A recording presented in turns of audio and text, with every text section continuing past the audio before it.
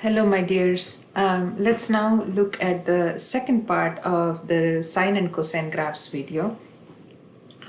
In this part, I'm going to do transform functions. And this is the normal format we have been seeing all along in all Algebra 2 classes. That usually any function, when it is transformed, we used to write it as a f of x minus h plus k.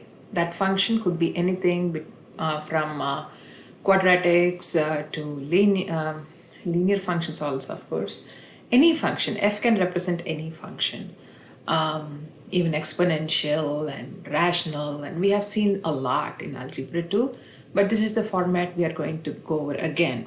So that's the reason why I'm taking x minus h and k just to help you recall this transform function, and we're going to deal with that all through. So here, this a, now for trig functions, a and b and x minus h, by the way, there is a b also here. There is a b also. Anyway, so this b and x minus h and k, they're all going to have a different meaning when it comes to trig functions. So what are those? So let's first look at that. So a normally represents the amplitude, the height of the from the center line, just like how we saw in our sine graph, the height of the graph from center line. I wouldn't say x-axis. In normal parent sine function, that you would say x-axis because it's on basis on the x-axis, but the center line is what we are looking for, because when the graph shift upwards or downwards, that center line will change. That's why. So the amplitude is the height of the graph from the center line, okay, and it could lead to the max and minimum of the graph. And b is the period constant. So this is used to find the period. So if there is a b in your transform function, then you would want to look at that, and the period, the actual period is the 360 degrees divided by the b. Okay, we'll see as we go in our examples. And h is the phase shift, meaning the angle shift from the x-axis. So we are actually if it is x minus h, then it's actually shifting right by the amount of h, whatever that degrees or radians. And if it is x plus h, it's moving to the left. Remember, I used to call this a naughty child. If x minus h is there, then it is actually shifting to the right. X plus h shifts it to the left. And k is the vertical shift. This is the good child. Plus k meaning it goes up, minus k meaning it goes down. So all of these actually play an important role while we are graphing. So period is the length of one full cycle of the wave. That is important. So one full cycle of the wave. So t is 360 degrees over b. And then this is important for us to draw the graphs. We need to know the increments, where we need to cut our graphs, especially the center line, so we can draw the graph nice and easy. So those increments, so how wide each increment should be is given by period divided by 4. So once we figure out the period here, then we would figure out how many increments would we need to place when we are drawing the center line. So let's take an example, and all these things will be revealed. So we are first taking a simple example, y equals 3 sine x. So let's look at that. In this, if you see, and let me write the transform function here, y equals a sine b of x minus h plus k. Now compare apples to apples. So here a is 3. Okay, first write it down. B, which is sine of something times x, that something happens to be 1 here. So b is 1. And h is 0 because there is no shift in the graph. So the phase shift is not there. So h is 0.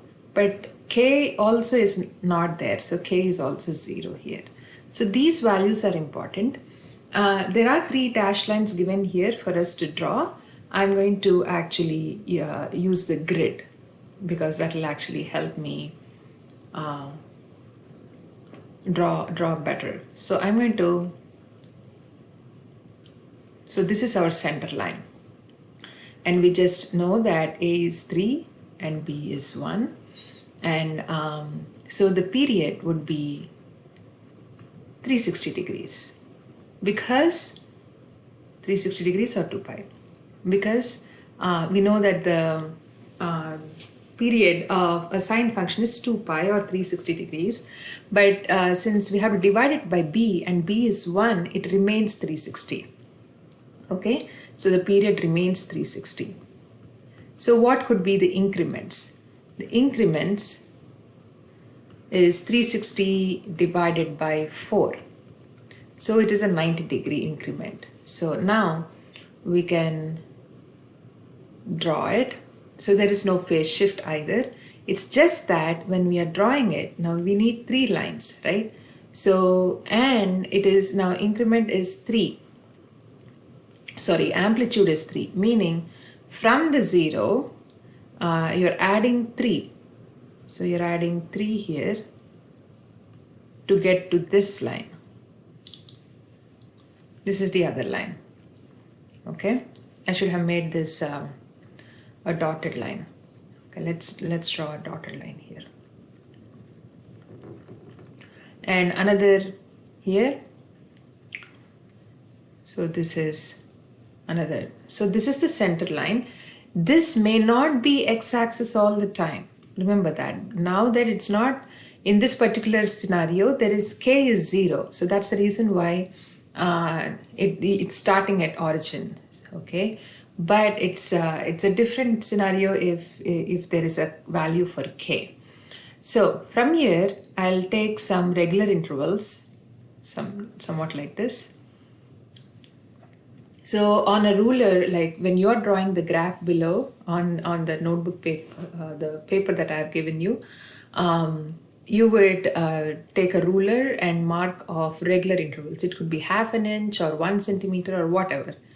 And then now the period, we know the increments, they are 90 degrees wide. So this is 90, this would be 180, 180 plus 90 is 270, and plus 90 is 360. So this is one full cycle. And so we are now sine 0 is 0. It's going to start here for sure. And 90, at 90 degrees, it's going to go up here. So let me use a green color here. So it's green. So this is where it's going to be. At 180, it's going to get to 0. 270, it will be -3 because it's 3 here. Amplitude is 3. And then back again at 360, it will be, sorry, my bad, here, not here. Yeah, it's gone. Okay. So now if we draw the graph, it's going to be, I'm going to do my best. There you go. Not bad at all. So this is 3 sine t, or did it say x? Yeah, 3 sine x. Okay. So that's how you draw the transform function. Now let's do more. Now in the next example, I would want you to draw this here, but I took the help of the grid. So here we laid out all the steps. Step 3, label the center line, draw the basic shape of the graph on the 3 lines, make sure you label the starting point of h, and so on and so forth. Okay, I would want you to try the next one by yourself. Pause the video, but let's now we have a table for you, so it's much easier. So A is here in this case ½, B is this 2. Okay, there is no phase shift, there is no x minus h and stuff like that, and there is no k either. Okay, the amplitude will be ½ right? It's going to be ½, and period is now 360 degrees divided by 2, because that's the b. So that is, the period is now 180 degrees only. All right. So next we have the tick mark width, meaning the increments. So we have to divide 180 by 4 to know how wide each one should be. So this happens to be 45 degrees, right?